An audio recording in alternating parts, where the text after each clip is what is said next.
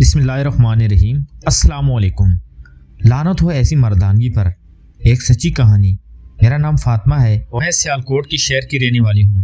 میں اپنے والدین کی اکلوتی اولاد ہوں اور آج کا دن میری زندگی کا ایک اہم دن ہے کیونکہ آج میری سالگرہ ہے۔ آج سے پوری 26 سال پہلے میں ایک بہت شریف اور مذہبی گھرانے میں پیدا ہوئی جہاں اولاد کی زندگی کے زیادہ تر فیصلے اس کے ماں باپ ہی کرتے ہیں۔ میرے والد ایک عالم اور حافظ قرآن تھے اور ان کی خواہش پر میں نے بھی بہت چھوٹی عمر میں قرآن پاک حفظ کر لیا تھا۔ اس کے بعد میٹرک کا امتحان پرائیویٹ طالب علم کی حیثیت سے دیا اور فرسٹ پوزیشن میں اچھے نمبر کے ساتھ پاس ہو گئی۔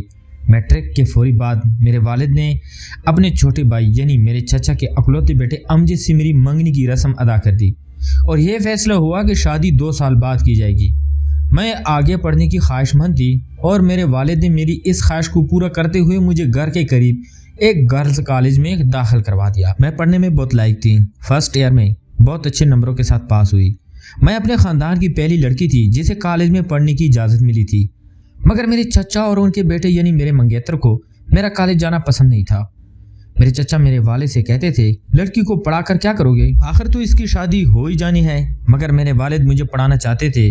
وہ ہر روز مجھے اپنے اسکوٹر پر کالج چھوڑنے جاتے اور پھر لینے آتے۔ یہ میری زندگی کے سب سے خوشگوار دن تھے۔ ان دنوں میں FA کے امتحانات کی تیاری کر رہی تھی جب ایک دن میرے والد بہت پریشانی کے عالم میں گھر داخل ہوئے۔ انہوں نے آتی ہی میری والدہ سے کہا میں نے فاطمہ کی امجد کے ساتھ منگنی توڑ دی ہے، تم ان لوگوں کو ان کی انگوٹھی واپس کر دو۔ میرے والد نے بتایا کہ لڑکا نشہ کرتا ہے اور آوارہ لوگوں کی صحبت میں بیٹھتا ہے۔ آج تو اس نے حد ہی کر دی، شراب پی کر آیا اور سب کے سامنے میرے ساتھ ہی بدتمیزی سے پیش آیا۔ ہم ایسے شخص کے ساتھ اپنی بیٹی کی شادی نہیں کر سکتے۔ مجھے اپنی منگنی کے ٹوٹنے کا نہ تو کوئی دکھ تھا اور نہ ہی کوئی خوشی۔ میری ساری توجہ تو پڑھائی پر تھی اور میں اپنے FA کے امتحانات کی تیاری میں مصروف تھی۔ جب وہ منحوس دن آیا جس نے میری زندگی ہی بدل کر رکھ دی، اس دن میرے والد اور والدہ گھر پر نہیں تھے اور ہمارے ایک رشتہ دار کی فوتگی میں شرکت کے لیے گئے ہوئے تھے۔ جب اچانک دروازے پر بڑی زور کی دستک ہوئی، میں اور میری بوڑھی دادی گھر میں اکیلے تھے۔ میں نے دروازہ کھولا تو سامنے میرے چچا کا بیٹا سابقہ منگیتر امجد کھڑا تھا۔ اس کے منہ سے عجیب سی بدبو آ رہی تھی۔ اس نے میرا ہاتھ پکڑا اور مجھے گھسیٹتا ہوا اپنے کمرے میں لے گیا۔ اس نے میرے والدین کو گالیاں دینا شروع کر دی کہ تم لوگوں کو ہمت کیسی ہوئی ہمیں رشتے سے انکار کرنے کی۔ وہ مسلسل میرے ساتھ زبردستی کرنے کی کوشش کر رہا تھا اور میں شور مچا رہی تھی۔ میرا شور سن کر میری دادی جاگ گئی اور مجھے آواز دیتی ہوئی میرے کمرے کی طرف آنے لگی۔ تبھی اس شخص نے اپنی جیکٹ کی جیب سے ایک بوتل نکالی جو تیزاب سے بھری ہوئی تھی۔ اس نے کہا اب دیکھتا ہوں کون تم سے شادی کرے گا۔ یہ کہہ کر اس نے تیزاب میرے چہرے پر پھینک دیا اور خود وہاں سے بھاگ گیا۔ مجھے نہیں پتا تھا کہ اس نے میرے چہرے پر تیزاب پھینکا ہے، مگر جب وہ میرے چہرے پر گرا تو مجھے لگا میرا چہرہ پگھل کر گر رہا ہے۔ میں بے ہوش ہو گئی۔ جب میری آنکھ کھلی اور ہوش میں آئی تو میں اسپتال میں تھی۔ میری ماں نے میرا ہاتھ پکڑ رکھا تھا اور رو رہی تھی۔ مجھے شدید درد ہو رہا تھا۔ میں پھر بے ہوش ہو گئی۔ وہ دن ہے اور آج کا دن ہے۔ اس درد کی مجھے عادت پڑ چکی ہے۔ کئی آپریشن ہوئے، کئی مراحل سے گزری، مگر چہرہ اب کسی کو دکھانے کے لائق نہیں ہے۔ پولیس نے امجد کو پکڑنے کے لیے کئی جگہ چھاپے مارے، مگر وہ اس کے بعد کسی کو نظر نہ آیا۔ بعد میں پتہ چلا کہ وہ ملک چھوڑ کر دبئی فرار ہو گیا ہے۔ کچھ عرصے بعد میرے چچا اور ان کی فیملی بھی اپنا گھر بار اور کاروبار بیچ کر دبئی چلے گئے۔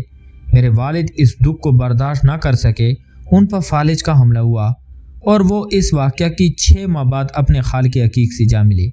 میری دادی بہت روتی تھی، آخر وہ بھی چلی گئی اور اب اس دنیا میں میری ماں اور میں اکیلی رہتے ہیں۔ میں نے کچھ دن ایک سکول میں بطور ٹیچر کام کیا، مگر بچے مجھے دیکھ کر ڈر جاتے تھے، اس لیے میں نے پڑھانا بھی چھوڑ دیا۔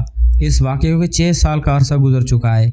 آج کل میں آن لائن کام کرتی ہوں، مختلف کھانے پکاتی ہوں اور ہوم ڈیلیوری سروس کے ذریعے لوگ منگوا لیتے ہیں۔ میری ماموں اور والدہ اس کام میں میری مدد کرتے ہیں۔ ہمارے گھر میں سب کچھ ہے مگر آئینہ نہیں ہے۔